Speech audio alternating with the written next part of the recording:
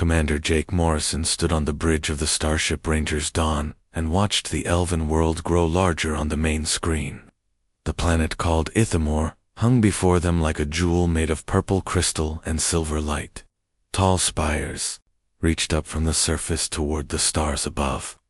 Each tower glowed with soft magical energy that the elves had mastered thousands of years ago. Jake had trained for this mission for 2 full years.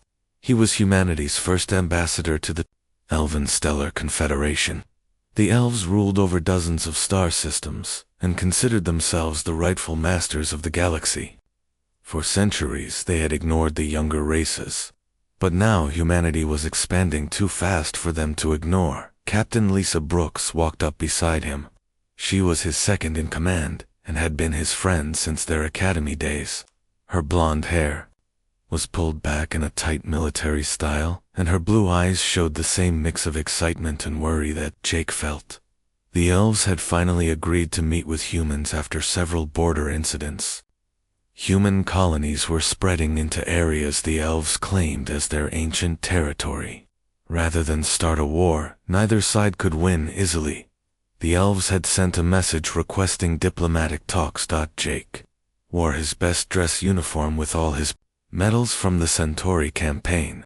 The dark blue fabric was pressed perfectly, and his commander rank insignia gleamed under the bridge lights. He wanted to make a good first impression on beings who had ruled the stars since before humans discovered fire. The communications officer turned toward them.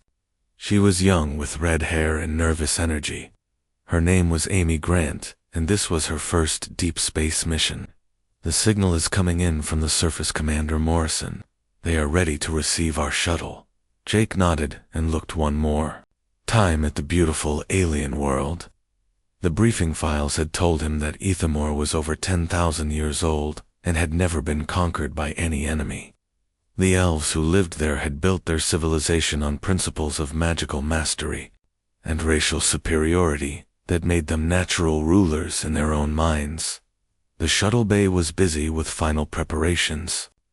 Jake's diplomatic team included Captain Brooks, plus 3 other specialists. There was Dr. Helen Parker, who understood alien cultures.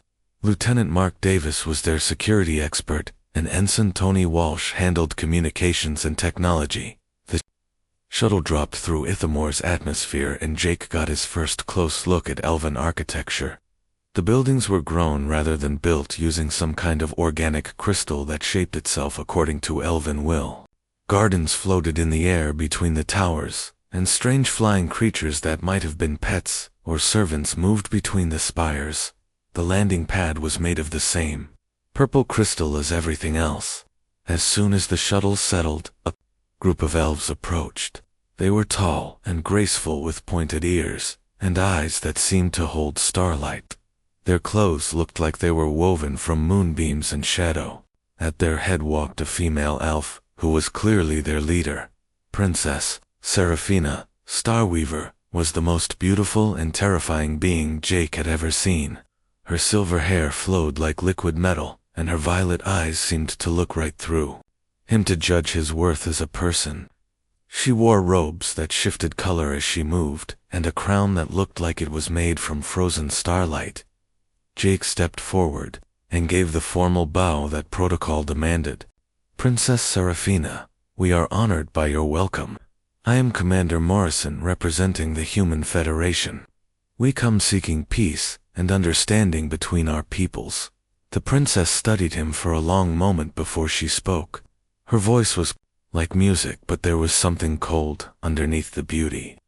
Commander Morrison, you and your people are young and crude, but you have shown surprising growth. Perhaps there is wisdom in speaking with you before your expansion causes problems for more civilized races. The tours of the elven capital took most of the day. Jake saw wonders that human science could not explain. Libraries where books wrote themselves and laboratories where matter obeyed mental commands rather than physical laws. The elves had mastered forces that humans barely understood existed. But Jake also noticed things that troubled him. Servants who were clearly not elves moved through the palace doing menial work. Some looked like they might have been other alien species, but their eyes were dull and lifeless, as if their spirits had been broken.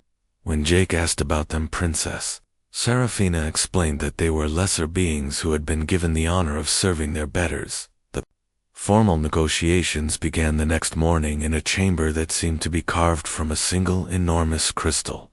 Jake presented humanity's proposals for trade agreements and territorial boundaries.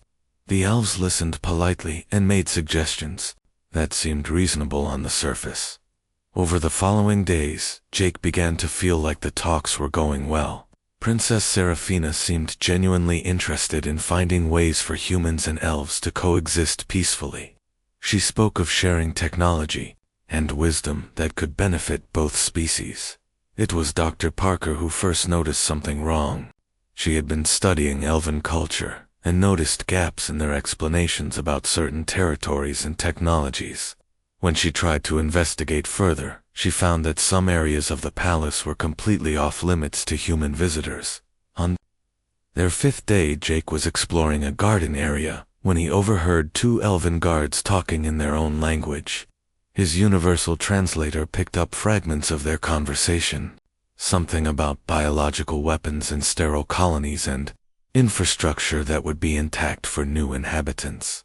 That night, Jake called an emergency meeting with his team in their secure quarters aboard the shuttle. Dr. Parker had managed to gather more information during her cultural studies. The elves were not interested in coexistence at all. They planned to use some kind of bioweapon to eliminate human populations while leaving the planets and buildings undamaged. Jake knew they had to warn Earth immediately, but when Ensign Walsh tried to send an encrypted message, the communication was blocked. Someone had been monitoring their activities and cut off their link to human space. When Jake demanded an explanation from Princess Seraphina, the next morning she just smiled coldly. The betrayal came from within their own team. Lieutenant Davis had been secretly working for a group of humans who believed that serving the elves was better than fighting them. He had given the elves complete access to human military codes and communication protocols. Jake felt sick as he realized how completely they had been outplayed. Princess Seraphina revealed the truth during what Jake thought would be their final negotiation session. The elves had no intention of sharing the galaxy with inferior races. Humans would serve or die, but they would not be allowed to continue their chaotic expansion into civilized space. The arrests came swiftly. Elven guards using weapons that Jake had never seen before stunned his team into unconsciousness. When he woke up, he found himself strapped to a table in a medical facility. Princess Seraphina stood nearby watching as elven surgeons prepared their instruments. Ancient law demands that flying creatures who dare challenge their betters must be clipped, she explained. You humans think you can soar among the stars like equals, but you are nothing but crude beasts who need to be taught your place. The surgical procedure was designed to be as traumatic as possible. The elves grafted mechanical wings to Jake's back, using techniques that bonded the artificial appendages to his nervous system. For a brief moment, he actually felt what it might be like to fly among the stars on wings of metal and energy. Then they tore the wings away in a public ceremony attended by hundreds of elves who cheered as Jake screamed. The pain was beyond anything he had ever imagined, and the psychological trauma was even worse. The elves wanted to break his spirit completely and leave him as a broken example of human weakness. Captain Brooks and the rest of his team were executed the next day as examples to other species who might think about challenging elven authority. Jake was barely conscious, but he heard Princess Seraphina describe their deaths in detail. She wanted him to know that his failure had cost the lives of everyone who had trusted him. The prison transport that carried Jake to Shadowmere was filled with other political prisoners and exiles from dozens of different species. Most of them were barely alive, and all of them had given up hope of ever seeing freedom again. Jake lay in the cargo hold with infected wounds where his artificial wings had been torn away and tried to find a reason to keep living. Shadowmere was a world of eternal darkness where the elves sent beings they wanted to forget. The transport landed, and dumped its cargo of broken prisoners onto the rocky surface before departing without looking back. Jake collapsed in the alien dirt and felt the cold seep into his bones as he realized that this was where he would die. Jake woke up in a cave that smelled of moss and damp stone. His back burned where the artificial wings had been torn away, and fever made his thoughts fuzzy and unclear. Someone had bandaged his wounds with strips of cloth that looked like they came from prison uniforms. A female elf sat nearby tending a small fire. Her clothes were dirty and torn, unlike the perfect robes he had seen on Ithamor. Her silver hair was cut short, and her violet eyes held sadness instead of the cold arrogance he expected from her people. "My name is Lirelei Moonwhisper," she said, without looking at him. "I was cast out from the Confederation 5 years ago for questioning their treatment of other species. I have been watching the prison transports and saw them dump you here like garbage." Jake tried to sit up, but pain shot through his body like lightning. Lirelei moved to help him, and he saw that her hands were gentle despite the calluses from hard living. She had built this shelter in a system of caves that provided protection from Shadowmere's harsh weather. The planet was a nightmare world of jagged mountains and poisonous swamps. The sky was always dark because thick clouds blocked out the sun. Strange creatures hunted in the wilderness, and the air itself seemed to drain hope from anyone who breathed it too long. "Why are you helping me?" Jake asked. Lirelei fed him soup made from roots and fungus that grew in the caves. Her answer surprised him with its honesty. "Because I have seen what my people do to those they consider inferior, and I am ashamed.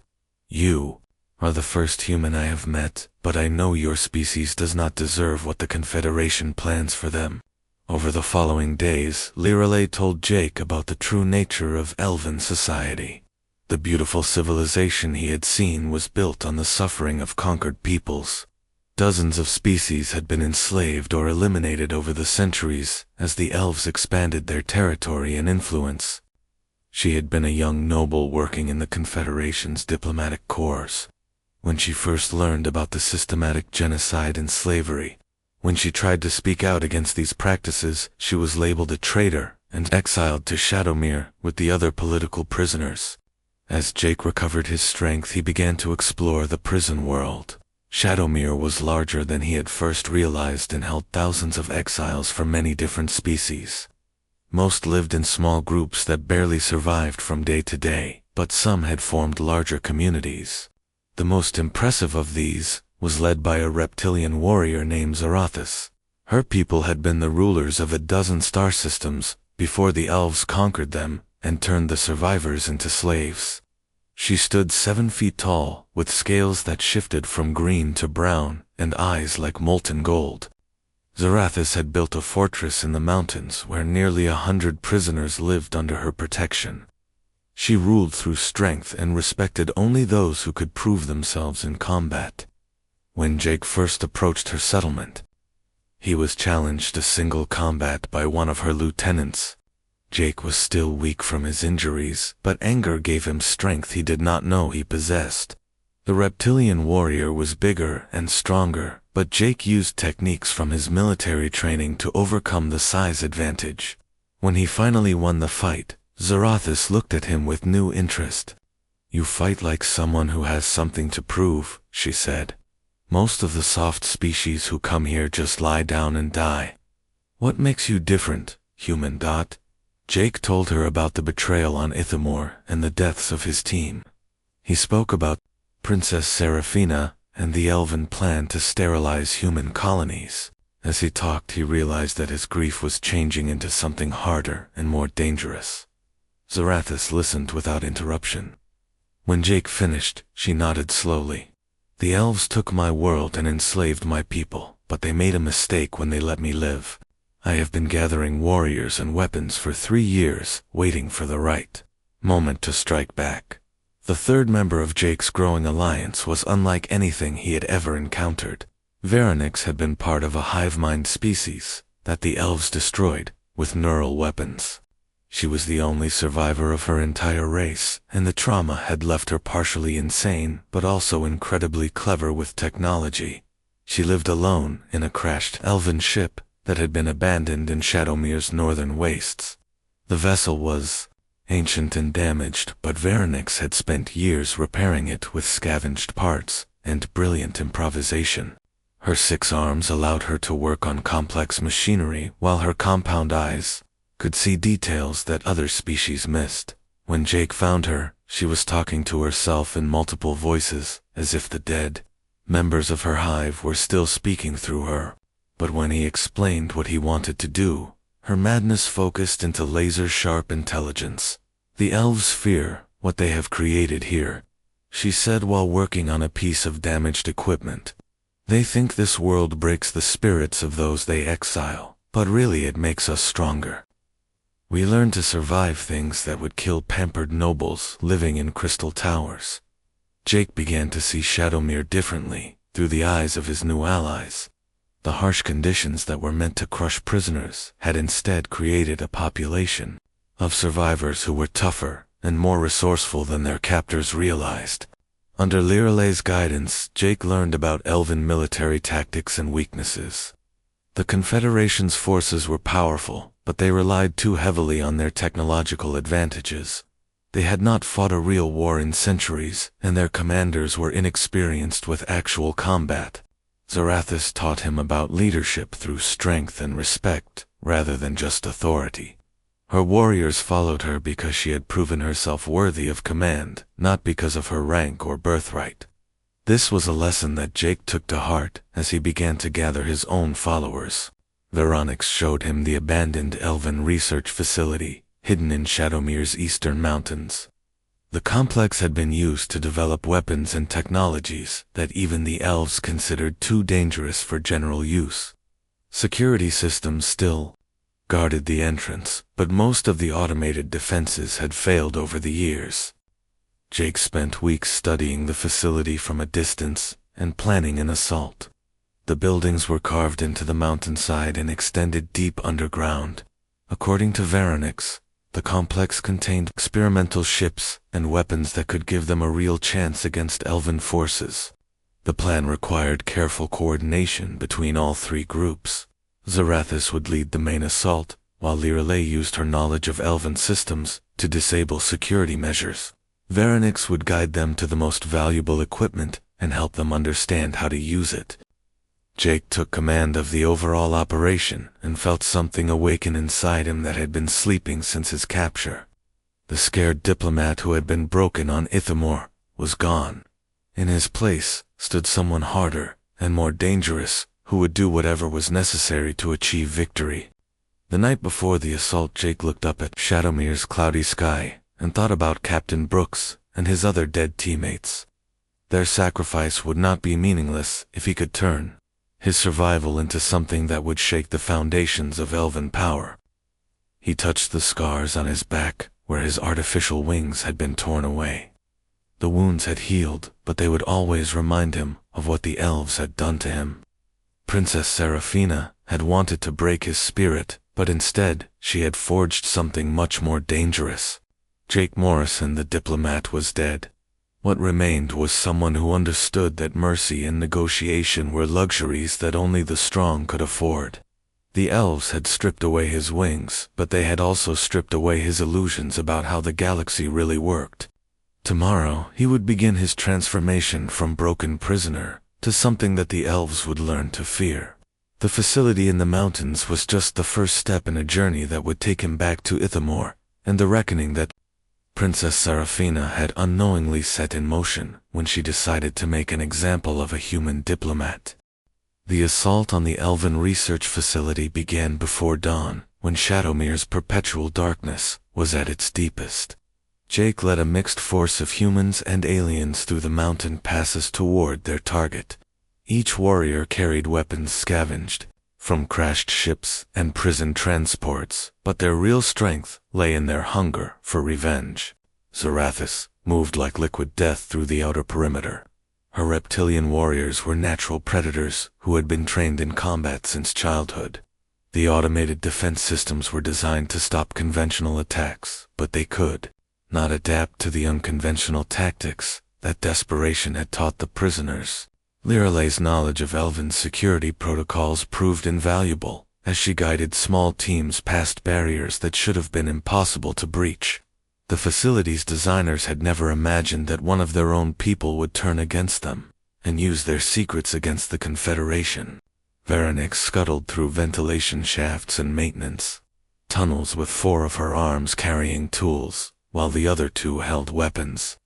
Her compound eyes could see energy patterns that other species missed, and she directed the assault teams away from active defensive systems toward vulnerable access points. Jake coordinated the entire operation from a command position on a nearby ridge. He watched through stolen elven optics as his forces systematically dismantled defenses that had protected the facility for decades. The scared diplomat was truly dead now, and what remained was a military commander who would do anything to achieve victory. The first major breakthrough came when Zarathis' team captured the main power station.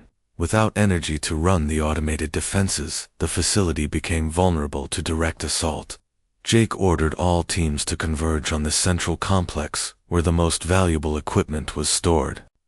The fighting inside the facility was brutal and desperate. Elven security robots activated ancient programming and fought with mechanical precision, but they were outnumbered and outmaneuvered by enemies who had nothing left to lose. Jake's forces swept through the corridors like a flood of righteous anger. In the deepest levels of the complex, they found treasures beyond imagination. Experimental weapons that could punch through the shields of elven warships. Prototype ships designed with technologies that the Confederation had deemed too advanced for general deployment. Most importantly, they found detailed records of elven military capabilities and weaknesses. Veronix danced with joy when she discovered a manufacturing facility that could produce advanced equipment, using raw materials from Shadowmere itself. The elves had built this place to be completely self-sufficient, and then abandoned it. When their experiments became too dangerous for civilized space, Jake stood in the central control room and felt power flowing through him like electricity. This facility could become the foundation of something that the galaxy had never seen before. A military force commanded by someone who understood both human determination and alien capabilities. Over the following months, Jake transformed from rebel leader to genuine warlord. The research facility became the center of operations for a growing army that included warriors from dozens of species. Each group brought their own strengths, and Jake learned to combine them into something greater than the sum of their parts. Zarathis became his primary ground commander, and her reptilian warriors formed the core of his assault forces. Their natural aggression was balanced by Jake's strategic thinking, and together, they developed tactics that no elven commander had ever encountered in battle. Lyrile served as intelligence chief and cultural advisor. Her knowledge of elven society allowed Jake to understand not just how to fight his enemies, but how to think like them. She helped him identify weaknesses in the Confederation's power structure that could be exploited. Veronix led the technical development teams that turned the facility's experimental equipment into practical weapons of war. Her brilliant but unstable mind found solutions to problems that would have stumped teams of conventional engineers. Under her guidance, the manufacturing systems began producing ships and weapons, designed specifically for Jake's style of warfare. The first test of Jake's growing power came when an elven patrol squadron arrived for a routine inspection of Shadowmere. Instead of finding a quiet prison world, they encountered a coordinated military response that caught them completely off guard. Jake commanded the battle from the bridge of a modified elven cruiser that Veronix had rebuilt from salvaged components.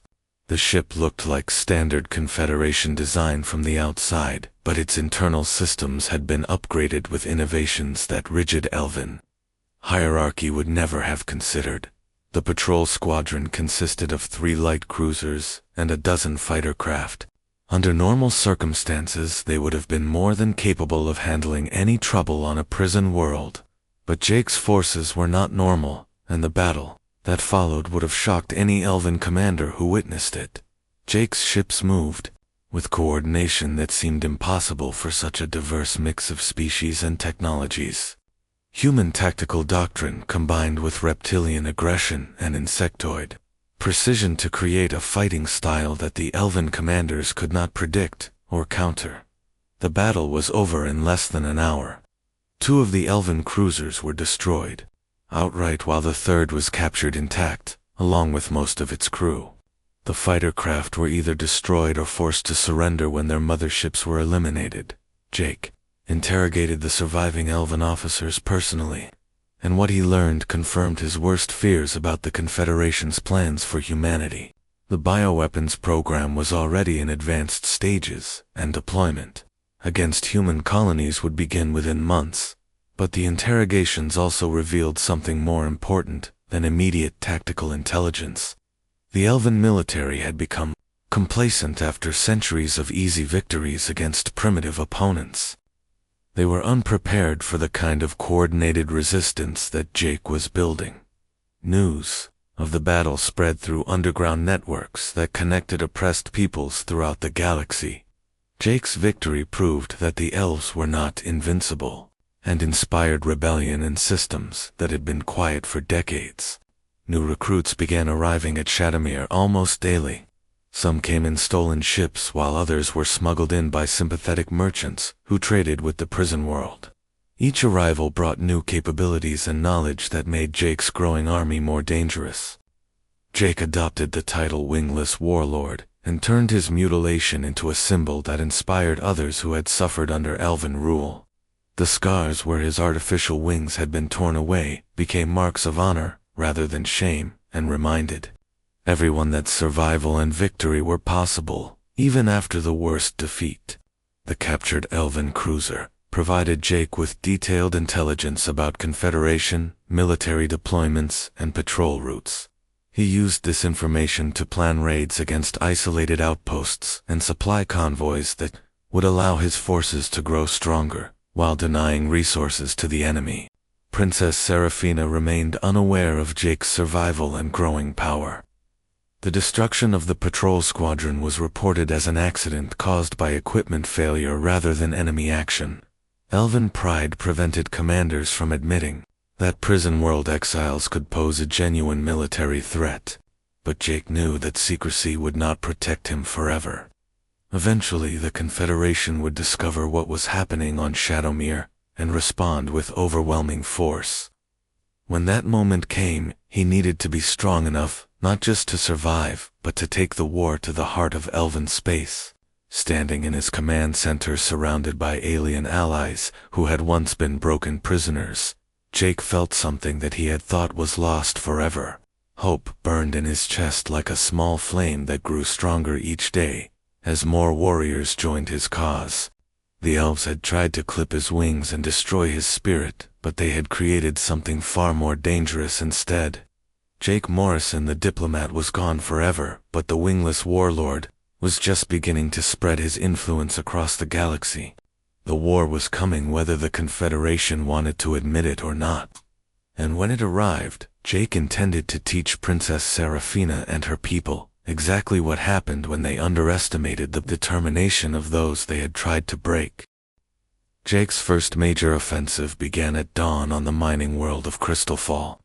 The planet's surface glittered with the same purple crystal that made Ethamore so beautiful, but here the elves used slave labor to extract the precious material that powered their technology. 3 massive mining platforms hung in orbit around Crystalfall, connected to the surface by space elevators that carried extracted crystal up to processing stations. Each platform was defended by automated weapons and a small garrison of elven guards who had grown lazy from years of peaceful duty. Jake commanded the attack from his flagship, while Zarathis led the ground assault against the planetary facilities. The battle plan was complex and required perfect timing between space and surface forces, but months of training had welded his diverse army into a unified fighting machine. The orbital strike came first as Jake's modified ships emerged from hyperspace, with weapons already charging. The elven defenders had perhaps 30 seconds of warning before the first salvo of plasma bolts and missile volleys struck their shields. It was not enough time to mount an effective defense. Varanix had redesigned the captured elven weapons to fire faster and hit harder than their original specifications allowed. The rigid thinking that characterized elven engineering had never considered the improvements that desperation and creativity could achieve when applied to their technology. Jake watched through his tactical displays as the mining platforms burned. The elven crews aboard had never trained for real combat, and their responses were textbook procedures that Jake's forces had studied and learned to counter. Within an hour, all 3 stations were either destroyed or captured. On the surface, Zor lead her reptilian warriors in a series of lightning strikes against the slave compounds and administrative centers. The elven overseers, who had spent years crushing the spirits of their prisoners, suddenly found themselves facing enemies who moved like shadows and struck without mercy. The liberation of Crystal Fall's slave population provided Jake with thousands of new recruits who knew the mining operations' weaknesses better than any intelligence report could have revealed. More importantly, it demonstrated that his growing rebellion could achieve strategic objectives rather than just surviving from day to day. The victory also brought Jake to the attention of Admiral Kate Sullivan, who commanded what remained of Earth's deep space naval forces. She had been trying to locate the diplomatic mission that Jake had led to Ithermore, and the encrypted message she received from Shadowmere was the first proof that anyone had survived. Admiral Sullivan was a veteran of the Centauri campaign and understood military necessity better than the politicians who wanted to avoid conflict with the Elven Confederation. When Jake's message described the bioweapons program and requested covert assistance, she began making preparations without waiting for official authorization. The first human military assets to reach Shadowmere were intelligence specialists and technical advisors who could help Jake's forces become more effective. They brought with them detailed information about Confederation activities in human space and confirmation that the bioweapon deployment was already beginning. Jake's campaign expanded rapidly as news of his victories spread throughout the galaxy. Oppressed populations on dozens of worlds began organizing resistance movements and requesting support from the wingless Warlord, who had proven that Elven supremacy could be challenged. Each successful operation brought new resources and recruits to Jake's cause. Captured Elven ships were converted for his fleet while liberated. Prisoners provided intelligence about Confederation weaknesses and troop deployments. The snowball effect created momentum that even Jake had not expected when he first began planning his rebellion. Princess Seraphina finally learned of Jake's survival when reports from 3 different sectors described attacks by forces using modified Elven technology and unconventional tactics. Her initial disbelief quickly turned to obsessive rage as she realized that the human she had tried to break had somehow become a genuine threat to Confederation authority. The princess began mobilizing the full military might of the Elven fleet for a campaign of extermination that would crush Jake's rebellion before it could spread further. She viewed his continued existence as a personal insult that challenged both her authority and the natural order that placed elves above all other species. But Jake was no longer the inexperienced diplomat who had walked into an obvious trap on Ether. Months of warfare had taught him to think several moves ahead and anticipate enemy responses to his actions. When Elven reinforcements began moving toward the border regions, he was already preparing for the escalation. The turning point came when Jake captured an entire Elven battle group through an elaborate deception that used Princess Seraphine's pride against her. Intelligence reports suggested that the wingless Warlord would attempt to raid a major supply depot in the Vega system, and the princess personally led a force to destroy him. What Seraphina found instead was a carefully prepared trap that used her own tactical doctrines against her. Jake had studied Elven military procedures through Liralay's expertise and predicted exactly how the princess would deploy her forces when she thought she had cornered her prey. The battle for the Vega depot lasted 6 hours and ended with the capture of 2 heavy cruisers and a battlecruiser, along with their entire crews. More importantly, Jake's forces captured Princess Seraphine's personal command ship, with all of its advanced communication and navigation systems. The princess herself escaped in a fighter craft, but the loss of her flagship and most of her battle group was a humiliation that shocked the Confederation leadership. For the first time in centuries, an elven noble had been defeated by the very people she considered inferior barbarians. Jake interrogated the captured officers and learned details about Confederation fleet deployments that allowed him to plan operations on a truly strategic scale. The elven military command structure was more rigid than he had realized, and removing key commanders could paralyze entire sectors. Zarathus led increasingly successful ground campaigns on multiple worlds, as Jake's reputation inspired local populations to rise up against their elven overlords. Her aggressive tactics perfectly complemented Jake's strategic vision, and together they achieved victories that neither could have won alone. The partnership between human leadership and alien capabilities proved devastatingly effective against elven forces who had never learned to fight enemies that combined multiple species' strengths. Jake's army grew stronger with each victory, while the Confederation struggled to adapt to threats they did not understand. Admiral Sullivan arrived at Shadowmere with a full human fleet and official authorization from Earth to support Jake's campaign. The politicians had finally realized that the bioweapons program made war inevitable, and that Jake offered their best hope for survival against elven technological superiority. The combined human and alien armada that assembled in the Shadowmere system represented the largest military force that had ever been united under a single command. Ships from dozens of species flew alongside human vessels, while their crews trained together for the campaign that would determine the galaxy's future. Jake stood on the bridge of his flagship and watched the fleet formations practice maneuvers. That would have been impossible without the trust and cooperation that months of shared struggle had created. The scared diplomat who had been broken on Ithamor could never have imagined commanding such a force. Princess Seraphina was mobilizing every available ship for a final confrontation that would decide whether elven supremacy would continue or be replaced by something completely new. The stage was set for a battle that would reshape the balance of power throughout known space.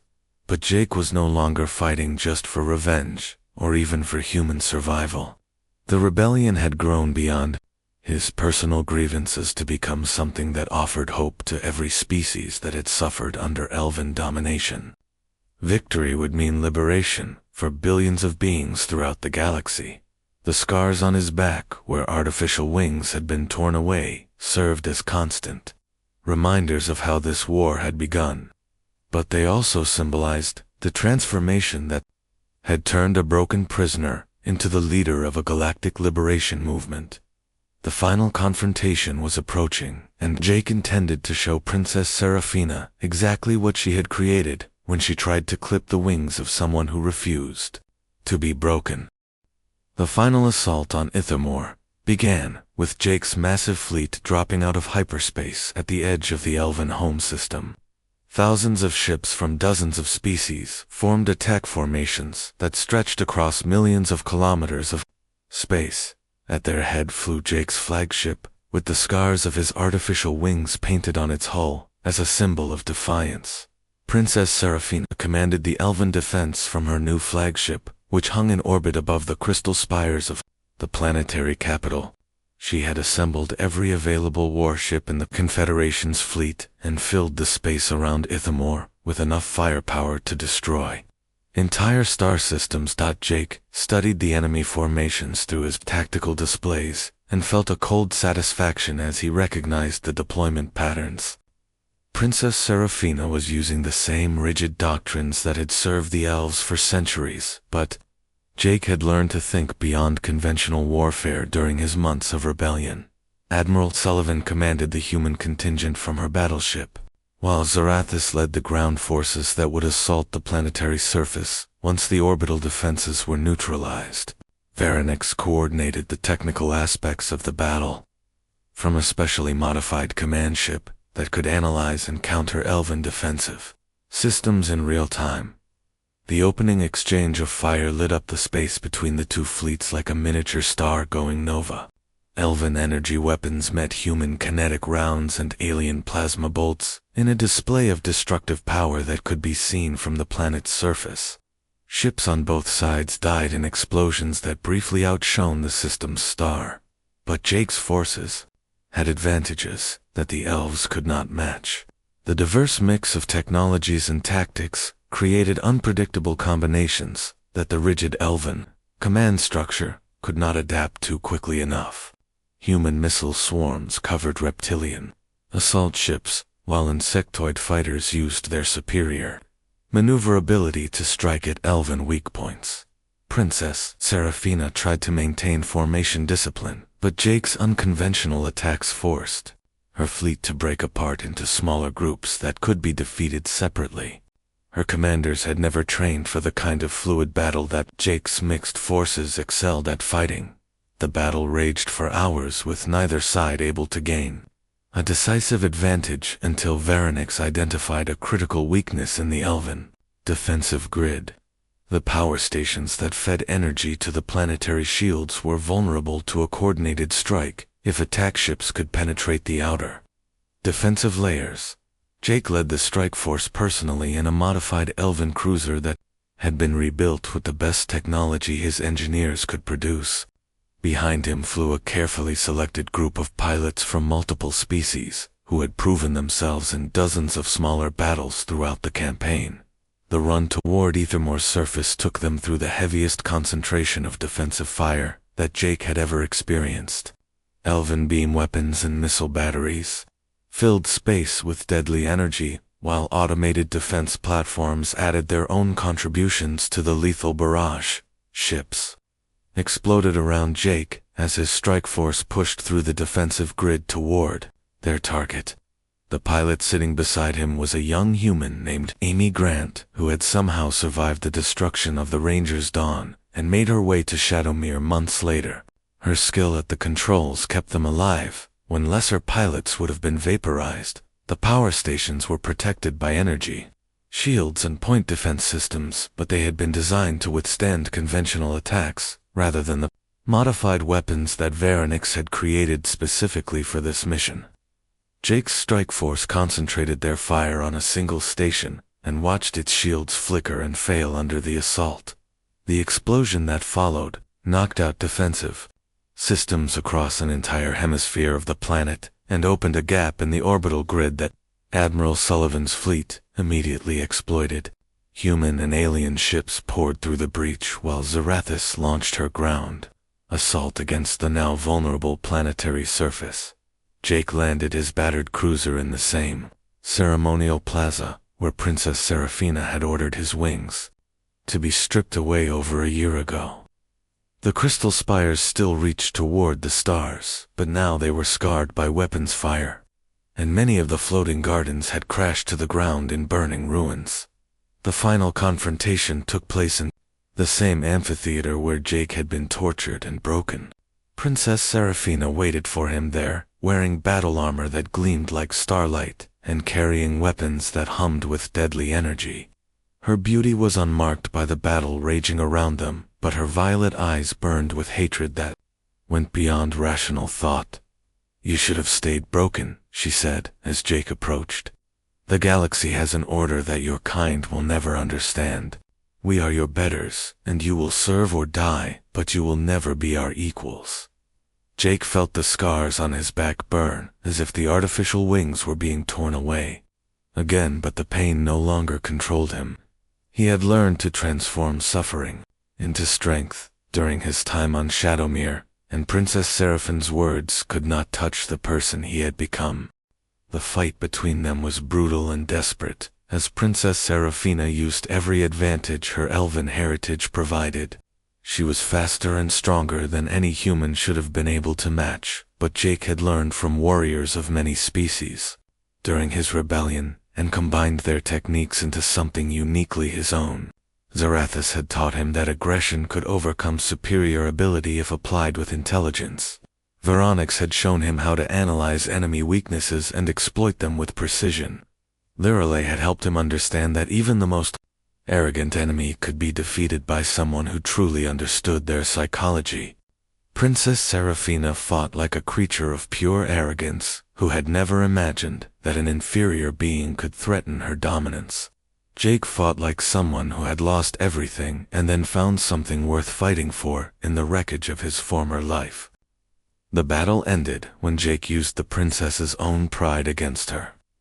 She overextended herself, trying to land a killing blow that would prove her superiority, and left herself open to a counterattack that she never saw coming. Jake's blade found its mark and Princess Seraphina fell among the crystal shards of her broken amphitheater. The news of the princess's defeat spread throughout the elven fleet, and many commanders surrendered. Rather than continue fighting a war they now knew they could not win. Others tried to retreat, but Jake's forces had surrounded the system, and few elven ships escaped the trap that months of planning had created. Jake stood among the ruins of elven supremacy, and felt the weight of victory settle on his shoulders like a cloak. The scared diplomat who had walked into this same plaza over a year ago was truly gone, and what remained was someone who had learned to transform personal tragedy into galactic liberation. The work of rebuilding began immediately, as Jake established a provisional government that included representatives from every species that had suffered under elven rule. Lirale helped coordinate the transition, while Zarathis and Vir took charge of integrating former elven territories into the new galactic order. Admiral Sullivan returned to Earth with news of the victory, and began the process of establishing formal diplomatic relations with the diverse coalition that Jake had forged. The human government was still struggling to understand how their failed diplomatic mission had somehow become a war of galactic liberation. Jake created a new galactic council, with representatives chosen by their peoples rather than appointed by hereditary rulers. The council chambers were built on Shadowmere, as a reminder that freedom could emerge from even the darkest oppression if people were willing to fight for it. Some elven worlds chose to join the new order after renouncing their former supremacist ideology, while others retreated to isolated systems, where they could maintain their old ways without threatening other species. Jake offered them the same choice they had given humanity, but unlike the elves, he honored agreements made in good faith. The final scene took place in Jake's private office overlooking the construction sites, where former prisoners were building a new capital on Shadowmere. The scars on his back had healed completely, but he could still feel them when he thought about the journey that had brought him here. Lirale entered carrying reports from the outer sectors where former elven slave worlds were learning to govern themselves. The transition was not always peaceful, but it was proceeding faster than anyone had expected, as billions of beings tasted freedom for the first time in their lives. Jake looked out at the galaxy that had been transformed by events set in motion when Princess Seraphina decided to make an example of a human diplomat. She had stripped away his artificial wings thinking that would break his spirit, but instead, she had freed him from the limitations that came with trying to negotiate with those who saw mercy as weakness.